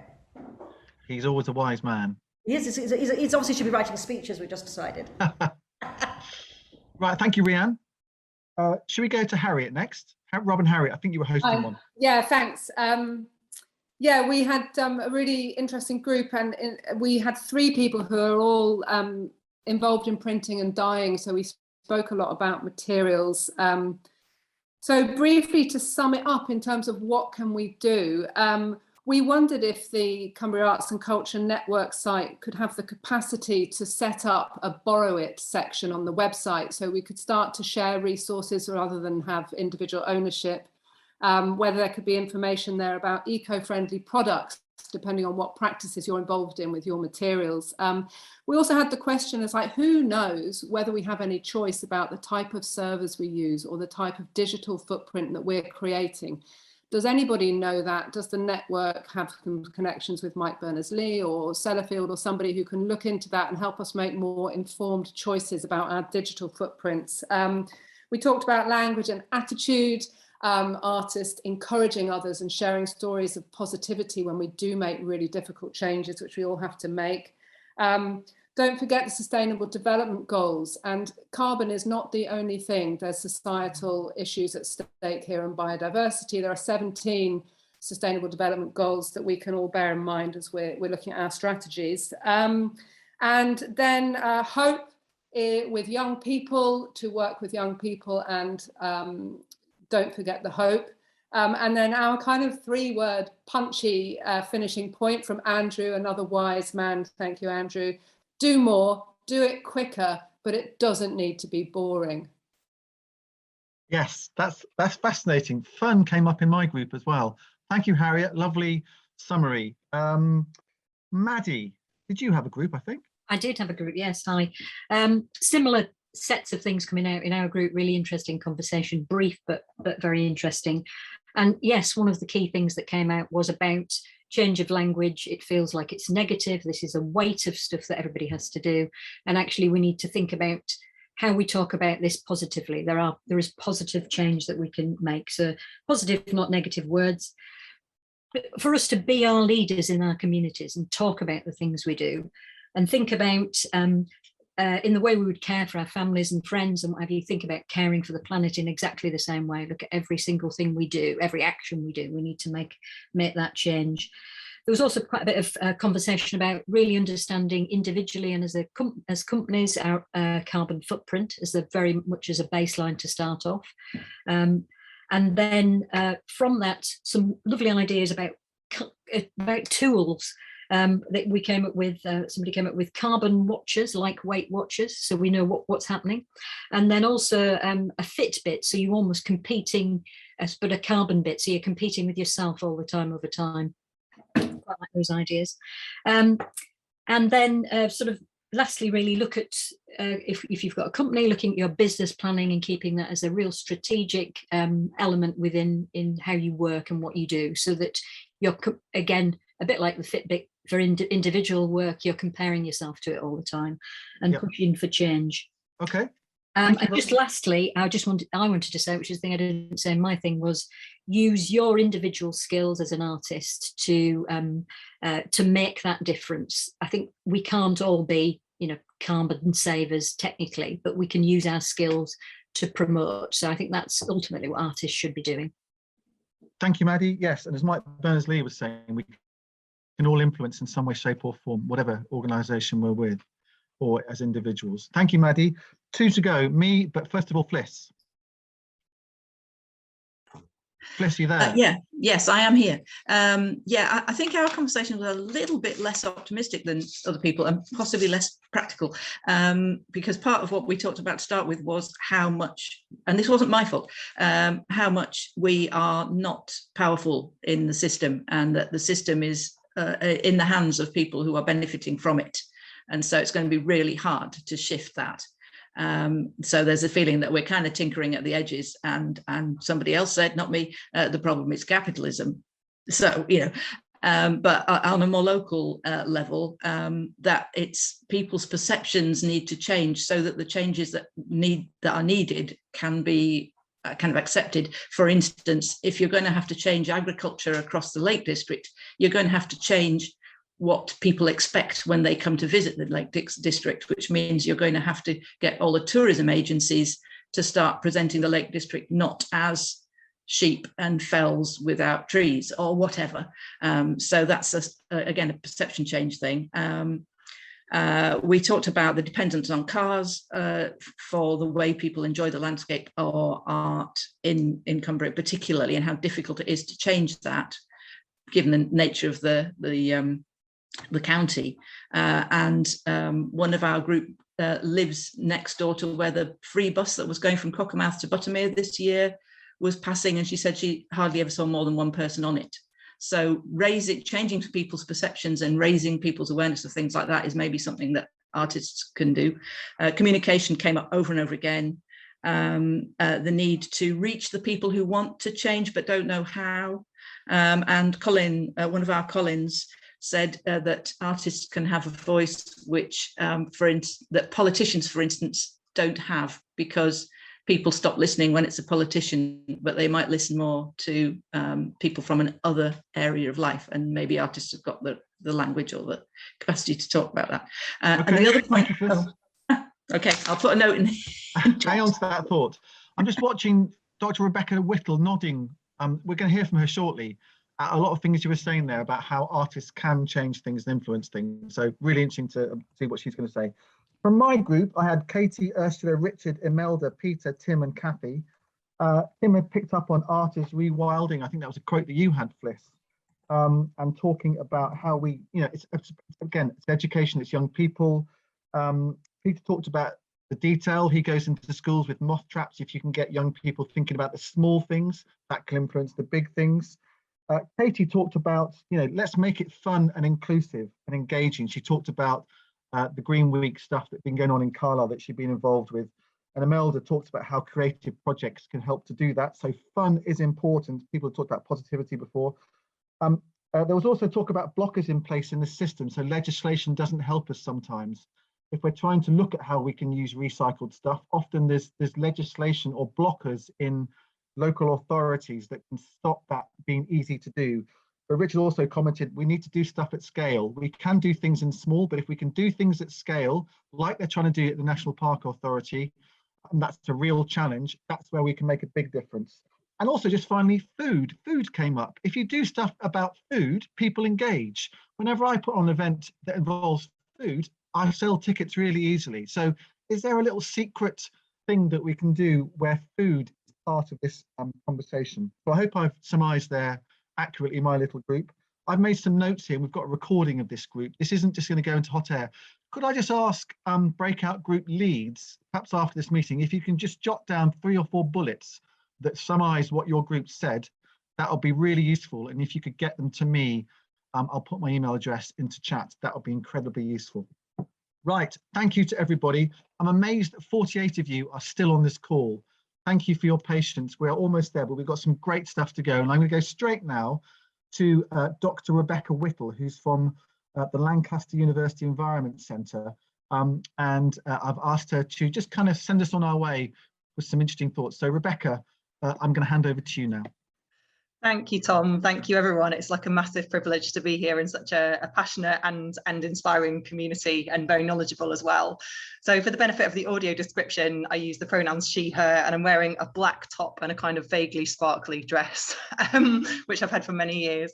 So I'm also going to be holding some objects up to the camera to talk to you today, so I'll try and describe them as well as we go. But just a little bit about me to start with. So as Tom said, like my official day job is I'm a senior lecturer in Lancaster Environment Centre. So I'm a colleague of Mike Berners-Lee, the wonderful Mike Berners-Lee, who's been mentioned many times in this talk. But what I do is completely different to him. So actually, you know, in many respects, thank you so much for having me on this call. I feel like a bit of a fraud, actually, because not only am I officially not an artist, I'm a human geographer by training, but I'm also not in Cumbria. Like, I'm obviously in Lancaster now. And as Tom and I discussed when we chatted about this previously, I'm actually from Dorset originally, but I've been in Lancaster since 2004. But yeah, I feel like, you know, in many ways, the fact that maybe I'm not like central to any of these communities, maybe, you know, I spent my life on the borders of quite a few things. It gives me like, what I often like to do with things like this is to take a bit of a step back and go look at what's really going on. So while I work in a department that's kind of effectively like 70% science, you know, my background, I've got a lot of kind of arts and culture and stuff in my background. My sister in Dorset is a professional artist, so I've just been helping her make a website. I'm a kind of a knitter, I'm a craftivist, I'm a gardener. So I'm a mum. That's also really crucial to how I approach these things. And I work part-time at the university because I find like a full-time academic job doesn't 100% lend itself to the kind of sort of eco-activism that I want to do. So I like to be sort of all hands to the pump in many ways. So that's a little bit about me. And in terms of, you know, we've had some fantastic presentations today in terms of like the hope and the role of the art sector. I mean, I think the first thing that I'd say, which is totally obvious, is that, you know, you guys matter. Like, it's really crucial. One of the things that breaks my heart in universities has been obviously you know, not just in universities I know, but declining funding to arts. I'm kind of lucky in that, like I say, I'm not a scientist, but I work in a science faculty, so I can still get funding for what I do. A lot of my colleagues who are in arts faculties really, really struggle. And there's this perception, I think, in wider society and government and, you know, amongst the public generally, that science and technology will be the savior against climate change. And I don't think that's true at all. I think they have some very important things to say, but I think arts is crucial. And, you know, your presentations today have really illustrated that. So I'm going to, afterwards, I will dump a whole load of links in the chat because I'm going to rush through things quite quickly. But just, a few examples of objects and things that I wanted to talk through. So first up, a book recommendation for some of you. You might know, this is Sarah Corbett's book, How to Be a Craftivist, like the art of gentle protest. I can see Rhian nodding there, maybe other people as well. I recommend like looking up Sarah and her work if you're at all interested in this. She was on BBC Radio 4 like fairly recently, but she is a fantastic, I think, inspiring example of how, you know, and yes, I've been to many protests in my time and they're hugely important, but they're not for everyone. And Sarah came from a perspective of being like a burnt out activist and also finding that sort of full on confrontational approach didn't work for many people. So her craftivism things, I mean, it's wonderful. It kind of shows, for me, it's like art as object, as process, as sort of means to engage. She found that if she was like stitching on a train, and she's made kind of banners about things like about kind of conditions for garment workers, and they've made handkerchiefs and sent them to chief executives, and she finds that it's a wonderful, because it's slow and it's kind of non-threatening, and people will come up to a group of often ladies, and like, this is, you know, obviously gender's another thing here, but, you know, people will come up to them and they'll talk, and it can be a way of getting past the polarization and the kind of culture wars and all of this stuff that can often come up, I think. And there's some other fantastic examples of, I mean, you know, many have been shared in the wonderful presentations earlier today, but I'll also put the link to an article in The Guardian about botanical chalking, which came up in lockdown. So people, like when councils stop spraying weeds, and lots of people are like, oh, there's weeds everywhere. But if you teaching people to look differently at them, and people were chalking on the pavements, like with the botanical names of the plants and what they were used for. And we had a similar scenario in Lancaster, actually, where a local photographer offered to do, she does smartphone photography courses for people, and she offered to help people take really lovely close-ups of some of the weeds, you know, and it helps you look at them in a totally different way. So that's the first and really obvious point that I think has been made a lot today already, is it's not just engaging minds, it's engaging hearts, and it's getting past the mental blocks that people sometimes have about, I'm not the sort of person that does that. Second theme, which maybe hasn't come up so much today, but I think it's been on the edges of things. So I'm going to show you this object, which is a sparkly, it's a sequin polystyrene ball that says Becky 2007, 2008 on it. And this is like very close to my heart because one of my research participants made this for me. This was my first job after my PhD, and my job was to look at people's recovery from the floods in Hull in 2007. And I know floods, obviously, you know, a huge thing for Cumbria as well. In fact, after we finished the work in Hull, we got pulled over straight away to look at what's happening in Cumbria. And, you know, it broke my heart because basically what I was looking at was that we weren't interested so much in the flood itself. We were looking at people's lives and what happened to them afterwards. And, you know, we knew that there was people out of their homes for up to 2 years after a flood and that there was no discussion or awareness of what was going on for them. So we basically had this study where people kept diaries of their experiences. And yeah, so I feel like and then we went and worked with children and we got them to draw storyboards of like so I think, you know, I mentioned this, obviously the storyboard is an interesting method. I think arts, you know, we have to remember, I think there's a lot of trauma and a lot of grief and loss that comes into climate change. And even with some of the changes that we might need to make, like, you know, obviously it's been a privilege that many of us have had for like, you know, to be able to fly, for example, and like, what does it mean to not do that anymore? What does it mean for communities that are losing their homes to the sea and to flooding? And I think we need to, you know, art can be a really powerful way of communicating and processing and discussing those experiences and helping with the kind of the trauma and the loss that can be involved in this. Sorry, Tom, I know that sounds like it's away from your topic of hope, but for me, it is a part of, you know, you can't have hope without also acknowledging that side of things. Probably the main point, I can't remember which presenter, I'm sorry, but so many, I think Fliss, it was you, was speaking especially about reconnection actually, and about the role of art in reconnecting. And I feel like, yeah, this is just crucial for our time, is reconnecting with ourselves, reconnecting with each other, reconnecting with the wider world. And for me, again, art and craft, like particularly as a process, is like an amazing way of doing that. So I'm going to hold up some objects now. I'm holding up 2 wooden spoons and a wooden knife, so these, they're very rough. You can see this is my first attempt. One of my friends is a coppice craft tutor, and she taught me to do greenwood carving, and making spoons was actually what kept me sane when I had COVID last year and the world was all going a bit intense. But I found the amazing thing about working with natural materials, again, it's slow, it's tactile, you can talk with people like very safely without kind of the eye contact thing, if that's something that, and it really, like, when I make these spoons, it's amazing because you realize you're holding a tree's life in your hands, and like the tree itself, like sort of decides what shape the wood's going to be. Like no two are the same because you kind of have to work with it rather than being a, you know, mass produced thing where everything starts from the same thing. And I'm just going to read, this is my other book recommendation that I'm going to, on this topic. I don't know if anyone knows this book, Braiding Sweetgrass by Robin Wall Kimmerer, Indigenous Wisdom, Scientific Knowledge and the Teachings of Plants. She, I think, is fantastic on the kind of the systemic hearts, minds, like, you know, reconnection to nature and stuff that we all need. And I'm just going to read, I mean, her work, I don't have time to go into it now, but for me, it also really touches very powerfully on the decolonization and Black Lives Matter agenda, because, you know, my own perspective is that the kind of environmental problems that we're seeing today are the result of a colonial attitude to land, like kind of seeing land as a resource and something that we take from and that's ours. It's not living, it's something that we can just extract and use for art. And we've done the same to people, obviously, over the years. So her, the author is actually, she's a scientist, but she's also a member of the Citizen Potawatomi Nation. So she speaks about like Indigenous perspectives and all this, but I'm just going to read this quick quote, if that's all right, about her learning to make a basket, like an ash basket, which is traditional in Potawatomi culture. So she says, the first 2 rows of basket are the hardest. On the first go round, the splint seems to have a will of its own and wants to wander from the over-under rhythm around the circle. It resists the pattern and looks all loose and wobbly. This is when John steps in to help, offering encouragement and a steady hand to anchor the escaping splints. The second row is almost as frustrating. The spacing is all wrong and you have to clamp the weaver in place to get it to stay. Even then it comes loose and slaps you in the face with its wet end.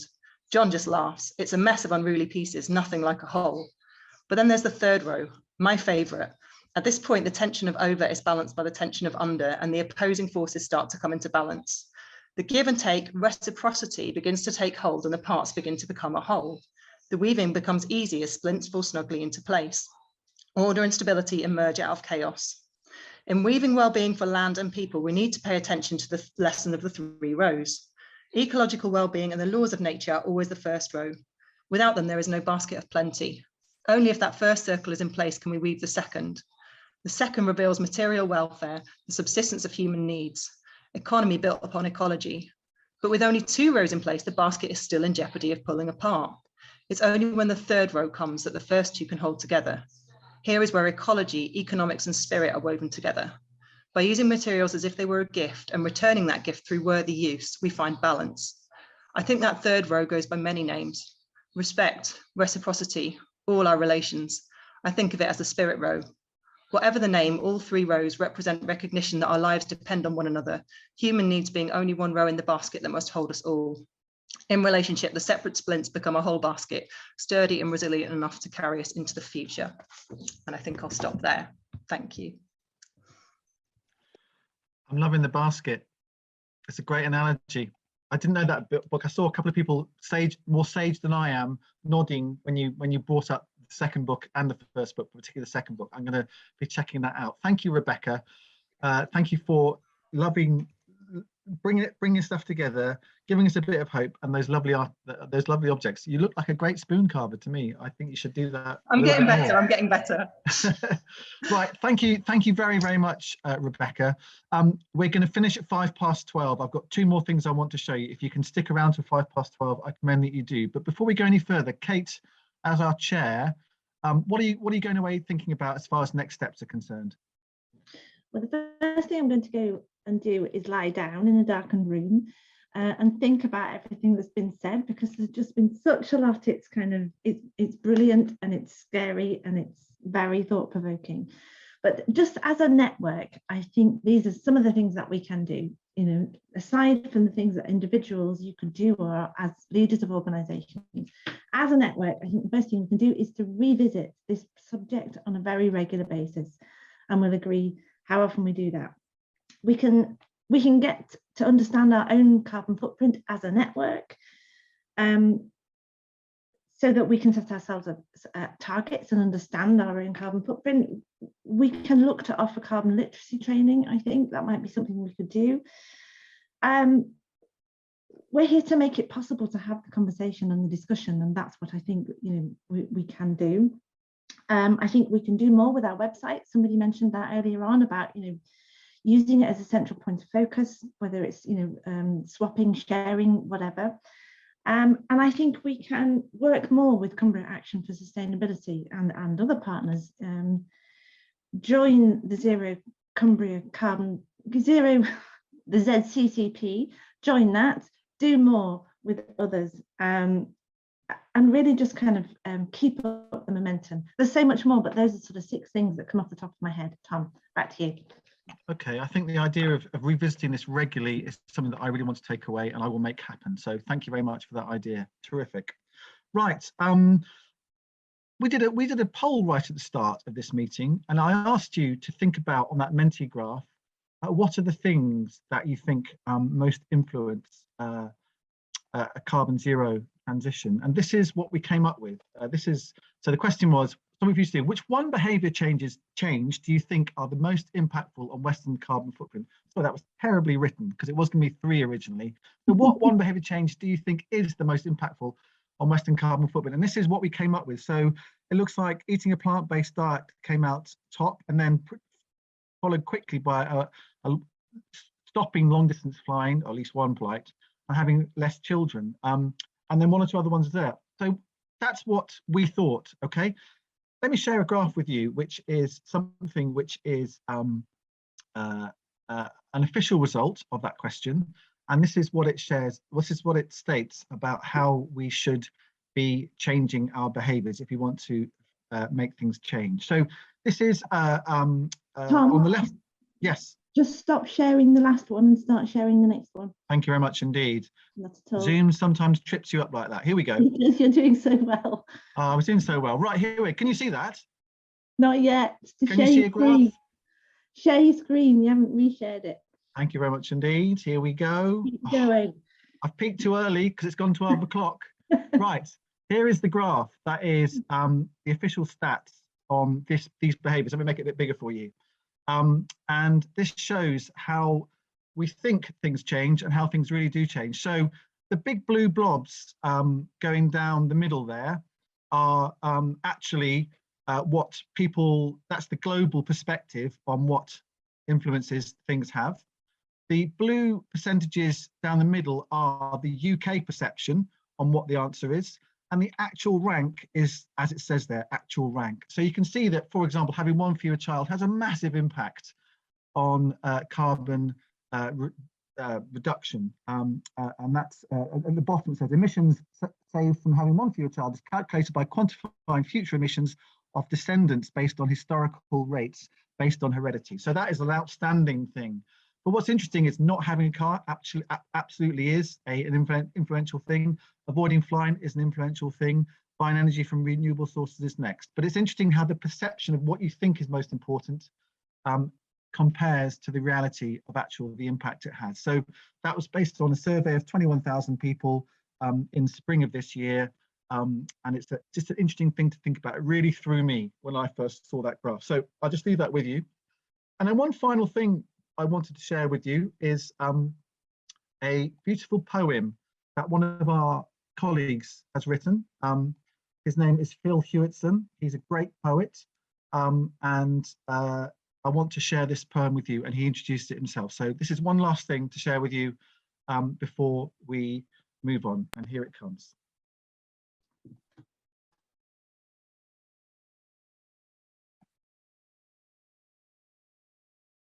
This is called I Should Be Doing Something. I'm sitting here doing nothing when I should be doing something. But I can't do it all. Elsewhere, people are fighting. We're hating, arguing, negating our responsibilities, breaking our promises, breaking people's hearts, robbing people of their lives. Somewhere, a kiss is stolen. Lovers embrace, that complicated on and off strand of the human race. Traffic lights click through their cycle. Red, amber, green.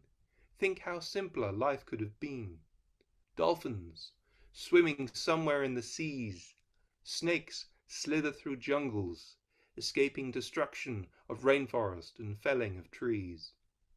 Humankind takes and takes and takes, and gives back so very little. And what we return is unhelpful waste. Plastic bags, plastic bottles, plastic, plastic, plastic. A wonder material, virtually indestructible, fantastic. But when the wars come for control of clean water, will we regret those times when we could have done something and instead did nothing? This world is fragile. This world is yours. This world is mine. This world belongs to the unborn child. This world should be worth bringing a child into. And sometimes I wonder if it is. The future looks a bit screwed up, thanks to human greed, to fulfill that need, to be selfish and wanting. And I'm sitting here, doing nothing, when I should be doing something. Thank you very much.